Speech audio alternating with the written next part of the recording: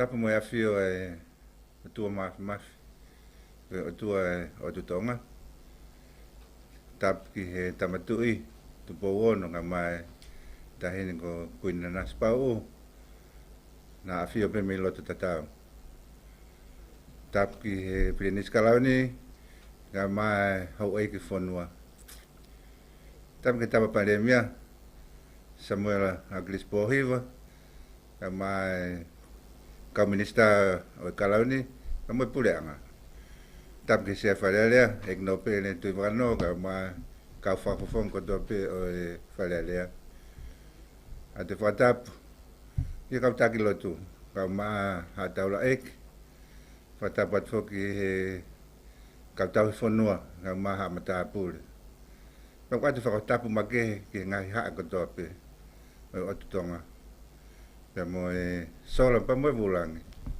o mo me ma he fin ke programa ai UNIVESITI lo au tai tari mafana ke motor fatawang pe fainga mari pe toka mari pe me no ko do me apena ak mau fafelo gat fok e fiafini a professor Inoke Hu'akau ne mau to aset ngai programa ki Uata ai university lo au Inoke Hu'akau fok ko yo pule la ia whakamaman lahi university lo au ne tu whakamaman lahi mau he ni pe mo Holosini Uata ai ko tokon pule ia I Tonga ni ai ko ilo ko Tupoumolotuma ngat fogen me have pe o kupoa ki mai pule o University Tonga ni professor socio laftan ai mo wanga mahen ki ai ilo ko FUALU ne folawat ki Atelea ke fai ki fatongia pa ki ngawe ke pe lawe pa me university pe tari mafana ki mo ang tangata he fini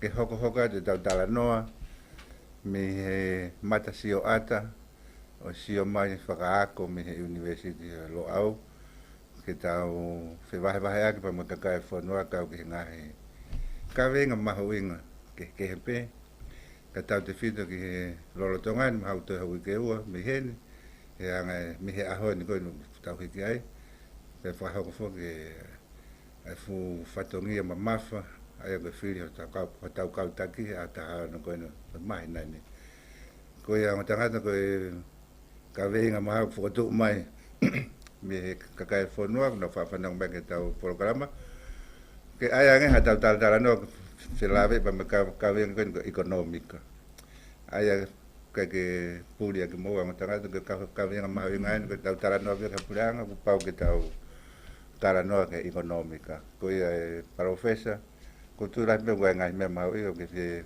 vahe pe mo whanua pa toki tata anak mai Tupoumolotuma malo Well, pito Viliami, ko le peke ufanga whatapu, ko e hau koa tātakoni ke tau polokalama. Ko mea whoko o tokonu ke fu mahino au pito ki tau tolo. Ai no whoko ia, ai sistem wha ekonomika, o tau no whai he universite, pa tau pipiki ki ai, ko e kapitalisimi, Pena e whaka ku lawe, ko mea ko ni, ko loki mi sini ni o demokalati kotoa. A kapitalisimi. O toki aere, ko fufo mi sini ni o mahu inga. Mea ko ni. Paka toki aere wa a demokalati, o hake no fu kofu, o ufi aki. O pehe ko, tatau e totonu. Ata ki tu amu, ha corruption. O toki aia ufi ake fu. Kolok mi sini. Ko e whanua ko siaina. O nau, nai kai kia nau fu I mi sini le lei fa ekonomika. Pa nau to atu rewa kapitalisimi o whaka mi sini ake pe aku wola le lei. E nau ekonomika. Kai ririu e kofuia. O ufi aki ia ai komuniusi, ai toka harini wha komuniusi. Pea oku ola le lei au pito. Pe hei kai ki tau pehe tau tolu, oku kove komuniusi, he taimini. He ku to atu he komuniusi, ai misini ko e kapitalisimi o ngā ue aki. Ko foi misini fuki na whakahahao e Amerika. Ka koe tuu koe ngai whanua koe he wesite, nau mau e a whainga mō tolo koe ni, koe nau ekonomika, o ku whakatewhito he capitalism, pea o ku uwhi aki ai te mokalati. Koe nau nofo ko ia, koe olanga maheni, koe peseti e hongfulu, pe to si ia nge ai. O ku nau purei e nau tolo koloa, peseti hi wanoa e whanua. O pehea Amerika, o pehea Australia, o pehea New Zealand. Pea koe kakai pa ke whakautange ki ai. E lava ai ufi koe ni, o pure atu ki he kakai koe ni, ke foi lok bisini, ke nau pure a lok bisini, halata. He koe ke nau sirini whewhia na tolu lok bisini. Pe koto ngā nia, o kehe, koe tau pure anga whakatu i whoki. Aia koe tau kofu ia. Koe pulu ia koe, pe tau alu ki te mokalati, tau alu me pure anga whakatu i, whakonistu tone. Aia koe mea koe tene ufi a loki misini. Ka koe pango, koe tau kakai, koe private sector, pe koe kau tangata koe oku nofo koe me i he sektoa tau taha, e tau wharea. O kai ke nau wiwi lahi whewhe o hange koe ngai whanua koe. Pea, koe mea ko tokanga ki ai. Koe tau longoa ako he ahoni. Koe whai pe he pulu atape. O kai ke tau tānoa tato ki long misin. O long misin dia me osia he tau whaka aua. Koe pe he ke toko ia. He te tau mai pulu le. Tau tānoa pe tato ke te mokalati usai pe ia. Kai fu more ko tau taimi ka ke tau uilo koe mea ko mahu ingange. He koe tai te whakatata pe Viliami. Koe taimi koe. Nā lere poate mataka. Moe poate toi alatu ki ai mo tau whulau tahi, mo tau kautaha waka. Koe taimi ko ia, ma ui e mo ui e kakai. Koe ngahi ngā ue e nai whai ki lok misini, e nā tau ngā ue lahi ki lok misini. Pea, koe taimi ko nai holo ai ngahi ngā ue koe ni, vai e whaka ekonomika toa. Pea tau alrewa pea a umai ke kuonga o Tupoumolotuma, pea ni o mai ai ngahi mea, koe ai ke whakanau ake o tau logi misini. O mahu inga pete mokalati a tāno ki ai. O mai ko ia, ku tau tu wato tamate. O mai tonfon, o mai shoreline. Moi ngahi mea ke heo, ku iai e tau private sector, ai kakai me sektoa tau taha, o kei ngā uepe. A henge ko kulau, o ku ikai kei vilahi, e tau sektoa tau taha tau. O hange ko ngai whanua koa. To tonu rewa ke kapi lahi he pure anga, e whakanau a lok misini, ko mea e koe na tau alu ki ai. Nā tu uhene tau tatau lolo niu, a to os whakatau wati fu misini a koe ia ke Papua New Guinea. Nau tatau lolo niu. Ko mei auha a tau loko misini a tau tō, he tau panga tukuangi. Ko tau whatongi a te whito taimini, o ua te tau whetō o aki, ai pulu, me he loko misini. Ko tau tānoa ngai taimini, o tānoa pe tato he fo i pulu a tāpe. Ko uhinga ia o ko urea ai koe, o whakapapau atu he kakai whonuani. Ko tānoa koe ni, he kai ke mouma o moto hapeni uri e tā. Ka oua kua tau hanga ki long misin o te tui whaere. Maro a pito paro pita. Mo tui pe Tupoumolotuma. E ai pe tāna ki mai me ta whakau ke lawe pe whau ke whaasio mai pe me ta whake haa me whanua. Mo tui lai pe ko tau tānoa ekonomika, me tau sio ki ono aho, ko tui lai pe ai ngahi mea le rei ke wahe mai. Maro a Tupoumolotuma. Ia maro, ia boto pe me ka Inoke, maro e whainga maari ko enu tau tārangai. Koe program fo koe ni i he tau whakakoko ko tui e ose whili. Pea ko hairewa kakai ku whiri ki loto. Aia koe anga whoki e tau whewha uhi mo e kua hiri. I ono a ho koe fo I kau pia o te tau pe. Ko hakakai I he kuonga. Ko kunau pore. I nau hanga o fua whatungia. I rewa kakai na e te uaki mi manawa. Ke nau fua ai whanonga koe anga e tau tuku au e haa. Whakarea be tau tol koe polo I mi manawa. Koe whaunga koe o whiri. Koe whehui whokia ko mai mi ono aho. Tēnā tofa hatau hala whanonga mi whe. Ka pau koe LEPA koe whakarea whoki e Professor Inoke. Hu'akau e LEPA. Koe uhinga ia ke he ekonomika. Koe taimi kou tau pehe ai koe. Koe tau pehe koe vai o toka he LEPA. Koe uhinga ia ke he tau kepitolo koe kuiloto. Koe mea ia kou whawhata noa mau pe whoki mi he tau lo au.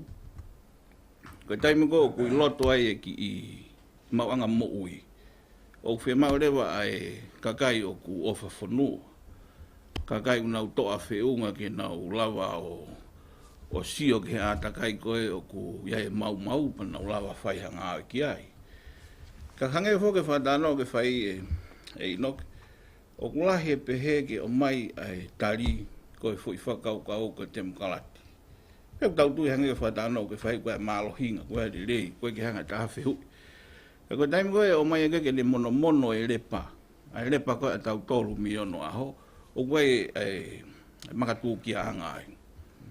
Koe ngā whoke he te tau liriu na I whē ai fu I rea mo I whakau kau I ono aho. Na I loto pe koe whetau hi aka kai. Koe ki maonga mo ui. Aia koe hange koe whakarea ko ke whatanoa ke ai. Ko tui whaosinga fu I whakauhinga ai te nau tatau. Neonga koe kuohiri, koe lolo Tonga. Ka koha kakai te nau tau pehe pe te nau ofa whanua. Ko tui koe whaitari. Tatau pe ko whē whaunga I loto. Ka pau koe koe tangata e Tonga. Ke tau pehe ke ofa hano Tonga. Pa koe koe ofa pehe hano Tonga koe hinga koe Tonga ia. Ka kune toi keri ilo loto ke ne ilo koe hae Tonga. Koe taimi koe ate ni toke hanga rewa o whakauhinga ai. Koe hinga whuke tau pehe whakaako. Pa koe koe hinga koe ako loki ako. Ka koe ako he kariloa. Koe ako I he nofo whakae whaunga o tau whanuani.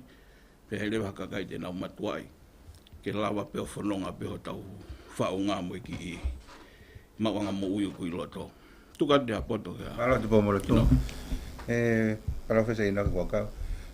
Ke kamat ma whau bangi. Kutuk maho inga ke motuani. Ke koe lok mi sini. Pa ma fu kofu tau tala noa ke. Ka ke hoko mai pe maho inga. Maho inga te apa ko tuilah maho inga pe ke Afeaki ma ka Kaifahina.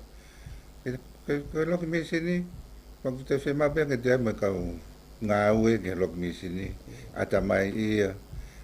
Ke teu hange ko mena ke whaatano ke tau mai programa ki mo ke tau sima whak me ta whako e ako ke na au ia pehe ke te whemau haka wako ke na o mau ngā ue lok mi sini tau po lei pa pe ka pūre pe ka tamakoe tau tori foi aka horo pe ilaro ka ke te ki tātano me pe mua ke lok mi sini ke ne mau inga te tau lava pe o ngā ue lok mi sini Ko si o ia ko lea ko pehe ko ke whemau haka kai ako I o tau whare lea Ko si o ia kono whakarea ko whakatonga ko furi ki vanu.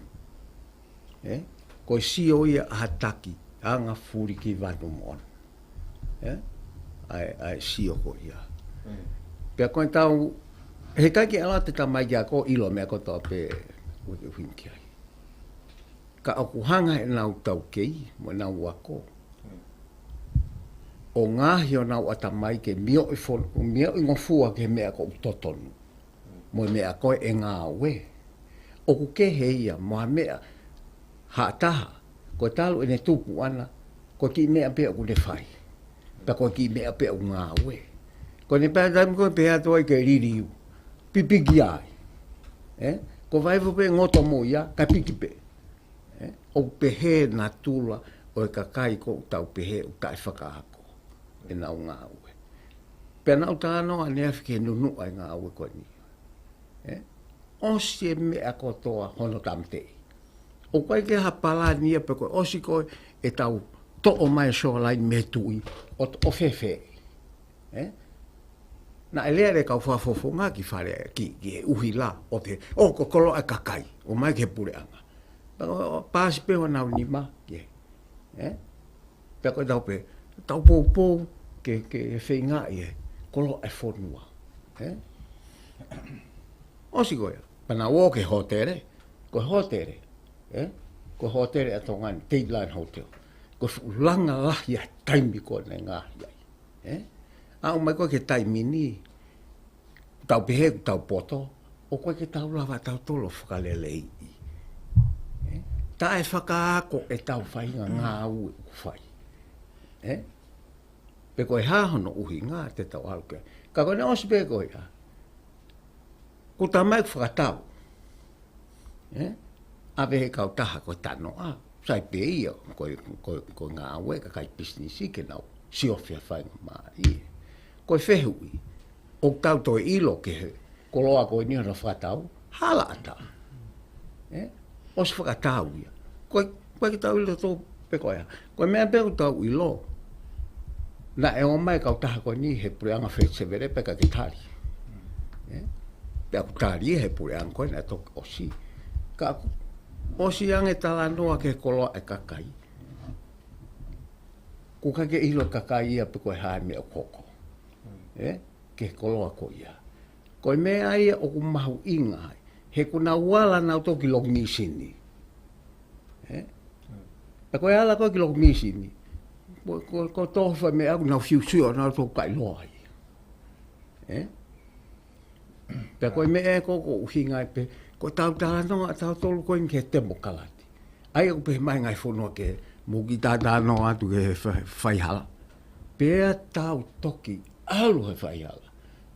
Ka ke whanga aue ke tau lok nisi. Ko tau ki iake ake pe, tau tānoa ke, mo tānoa ke whai totonu. Mo tānoa ke corruption. Pa tau hanga noa tānoa ke whupulu. Ka ke tau seo tau toki lok nisi. Koe mea ko tau ilo whakapapau. Koe mea ko e whau aki ko a lok nisi. Mo lahi taha tau resource. O koe ke whātoko ni mai aki ai. Ko ki toko nia o kwange peha wari holope. Ko tau potu tahi ulahaya ngo tau tahi i ho tau e ria whonua. O koe whātoko ni aki ai. Ko hana uhia, nā tau lawa tuu whaweu. Tuku pe ke tau no po whātau lai seni pe ke au ke pāanga ngā. Malo, parofisa kau ki Afrika Tupoumolotuma. Kau ki hanga o tāno mai mea mahu inga. Pako tūlahi ke Tonga katoa pe. Koe e rito pe tau nofo a whailia koe ofa whanua. Koe ofa whanua ka matu pe ia. Whakafo i tui me tangata Tonga katoa pe. Koe whatano pe kia Tupoumolotuma. Koe Tonga ki tau tū. Ka ke tāna ki mai pe. Koe ngā koe tau kawinga whau ke ekonomika. E ne whilawe i koe tau whio whani. Moe ofa whanua. Moe ekonomika. O toi tāna ki mai pe ke ngai whamatara. Ia, Lehapoto koe uhinga whoki pehe koe LEPA. Pea moha ki i whatari anga mo ui. Ko hinga ki he iwi ho tau whanua. Aia koe kapau whoke whehui koe hae ho tau mau anga mo ui. Te tau ui pe ko tau mau anga mo ui. Koe iwi ho tau kakai. E taimi ko mai e iwi ho tau kakai. Mahinu whakatau tolu ko hinga e nau o mai. Koe nau ofa. Ka parewa e na panga fo iongo ko ia. E whakauhinga mi ono aho. Mo e whakauhinga o e aho ni.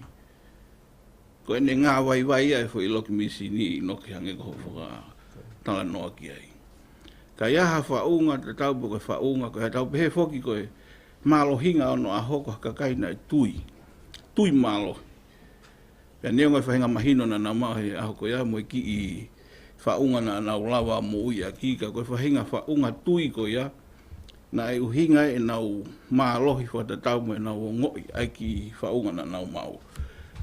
Ka pate tau o mai ki hao ni. O mai whahinga whaunga o ngoi ko ia. Mo e ofa ko ia. Ka kakai ke nau teke ai fo i whaunga ko mai o whae mo ui. Tau tui ku ne lawa o mai tari. Ka koe tāna ke mea no aho Inoke. Ko tui ko whai whakarea no pe. o ngo i o fonua ko ofa fonua pe ko tau iwi ko ke ha ma ke ria koloa ko iwi pe o Tonga mo tau ofa fonua tu ga tu bot mari a pe de famata Tupoumolotuma no ma ho e famata fo ke capitalist pe capitalist pe ko fu iwi fa pa anga ko ni pa man la ko fi fa la ta no pe no o fu la fa mai to ko ni memory a age ka no anga mai ko ta se ha fu to ko ka ke arbetu ta ma ki fo no e mausio Lehapoto kono tamate ia fonua ko here ia he taimini he una o mai na tolo e ka moho tau atamai ko o se ta ho fulu men ko ta atamai nga u ta to pe aku pehe para pau te tau sio ke to apacheti here pelu ata 80 kono uia here ta mate ko a capitalism ko 80 ke ilo i ho tau kakai pe tau whenga ki tau whakai ehi me iai he ko tau mate anga ia waka mo ianga mea koe ni o tā mate atamai pe ako o nau hao e toko ni ke ngai wheitu ko ai peke nau ki mo i pe ta tau to pe 80 mo walo whea koe amuri wawhanga peke ua mate he loto ala whahela ke mo ui holo pe ke aha ki whare ke alo malu ai apa upe he 80 he te nau tokoni ke mea ko toa tuku he pe mea ko te tau mo ui ai pe nau tala mai he ku tau longoa ta mai mo ki tahata no he foi topiko na pe tau hanga tau tolo whakata e ako atu e tau tala no ki ai o au ke te mokalati na osi kore atu o i kai mahino te mokalati ke kakai koti ko he mea hoko ki ai ko ke te whata tau te mokalati ahon o ta no passporti mai mo tala no Tonga seti ko ha mea ko ke fai mo tau whatau ai peseti mano Tonga seti ke tau huki loto pule e ko ka utaha ko ni na hala tau peni uri ta more ai e pule anga ko ha fenga o aki mo fai mo fua o ko nge tala no ke passporti afu me ko kai lava fa nga o ki ai ta ko o ko e komson o nga o ki ai ta ko la le na nga o e ku fetu ku mai fanki ka nga o hala e passporti o nga popula ka ku la he tala no fa ta e ako ki he u me ala hi ku mau inga ka ko sio ko tau heva to ta no ka ke tau ilo tau to ko temo kalati ko ufi whakangari le ia o sistem ekonomika ko utau i ko capitalism. Aia o pure i pehe toko si e whanua. Ka ko tau kekehe, ko tau iwi, o kuiwi lahe pure anga ko mea o tau kore ke pure anga. Pea toki kapi he private sector. Ka kuia e si o ia o kou loto ke ulawe ki ai. Ko si o pehe na o mai koa e sa sinima ke kakai ke nau pure e whanua. Tau ai mea pau. Na e whakarerei e whunga pure o ka wai kakai mo hoko wharere ana na ho wharerei. A tari e sa sinima ke whakarerei, whalahe kau whawhong kakai. Ka koe ke uhinga e ke tau whakauhinga, koe kakai koa nai o mai whawhai pure. Pau totonu ke ua te kau e kau no pere e ai. E whainga whakauhinga ko whanau. O ku hala ia. O whakatatau ke mea utohi. Mara pito, Parofisa Hu'akau.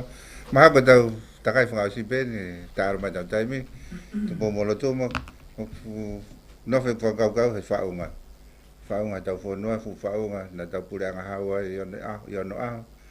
Pureanga haua tonga i ono aho, maka ke tau toi whakawhikikia, o stohi pehe u historia i maaman. Maku tau kei whanonga mai pehe tau whaunga.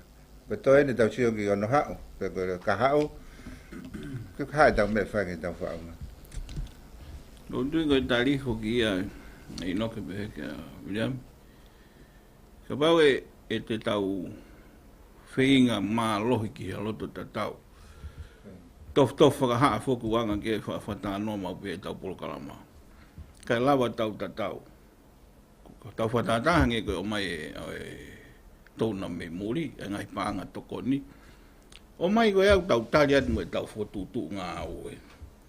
O kai ki hata hea to eke mai o tala mai ko au ko tai whi maari e ko ngā e. Ki hena ta os tala noa ko hinga kai tuwangi kai o mai ka tahanga whai o no matua i.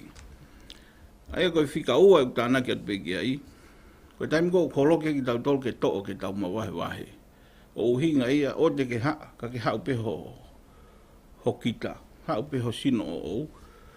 Ko taimi au whenga mai e ngahi tokonaki mai mei mamani mo ngahi fotu tuu ko ni o e liliu. Ke whenga ki tau tol ke tau whafoi tui tui. Ko tau whafoi tui tui whoko no rea ia tau tolu ko te sio peko to kita. Au ka mata rewa ki e ngā e huai pe tala mai e ko ia to tonu ki he mea koe. Pe alu rewa tau to e ngā wai wai ang. Pe ka ki mea koko mau i roto, tau whihamuta ki e ne toi whatupu e ngai whenga tālala. Ai ko tui ka tāna ki pe me he sio koho tau whaunga. Nā nau lawa o roto tatau ko e hinga ka nau lawa mo ui ai. Ko tui ko e whewhauhi ka tau tolu e whiri o tau tolu e hauni ko e whauhinga ko e o kuloto peto ko taha ko toa ke whai e whai tui tui o ona. Kai ke tau sio whakaluku fua ko tau mālohinga, ko sio e tūnga whare, ko haa ko e nowha e kāinga. Kai lawa ke tau roto ta tau, he ko tau iwi pe ko tau mawanga mu ui pe ia o e tonga. Malo Tupoumolotuma. Tau miniti taha whakausi e ni parofesa ko tui lahi peo. Wau ku whanau mai whanua ke a hao tana monu, pe hao ki akonaki. Pega ha pe ha tokoni. Ko nga ko te whiri ko no amanaki.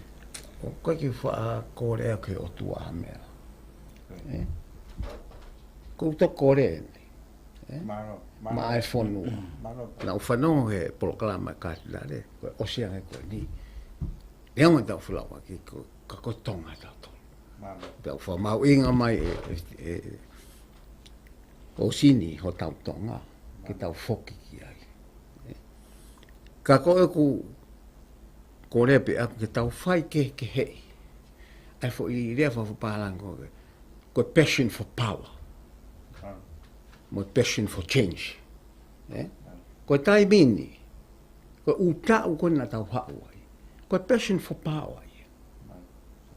Te ke tau whai tau tau passion for change. Ka pate tau si o ke tau nau tau mai ko ni stuto ne. O koe ke malu i ko ni stuto ne. Ko me ai e lava he kakai e pure e whonua. Ka nau ka hala ke koni stūtone, ko pau ke nau whai referendum, a whiri whaka aloto lahi, peka loto ke episet whiri nima. Ko tai mini, e ala pe ai wharearea ai, o riri upe koni stūtone, ko ki tau ilo tatoki ai. He ka tau ka hoko atu, ka ke malui, o ka ke whakafoke pa anga koe, ke alu totonu, ka tuku o wahe, ke o kai ko na ngā we ia. Mo lahi ngahi mea ke whakalelei I whalele. Bea ko au Viliami, ko e ku kore. Ka lama pe e tamai ki whafonga fo o loto lahi. Ke na uhanga le liu e mea koni, hangi ko whiri whakawahe koni. Na uhanga le liu ke tau whiri whakaluku fua. Ni ongo ko whahena ni whiri atu. Ka ke alo le liu e mea kusai ke whonua. O kai ko sai ko wahe. Ko toka ngai whai kono mika wahe ko whatongi ai ka kake. Ka tau whoki o whokotu utu, pia tau whawhai ke hei e tau tala no ke pulu kono whungari lelei I a ke capitalism, mei he loki misi ni, ke iaha tau ki me ai. Ko tai mini, ko tau tau whetanoa hala a tā, ke tau tala noa ke mea mahu inga, ko loki misi ni. Malo abito parofesa pa te formalo Tupoumolotuma. Ki he ngahi wahe, tala I whare, pa mo e kakai whanua tatu o sta whahoko. Pa ko tuilahi, tau ka whakatape pa me parofisa.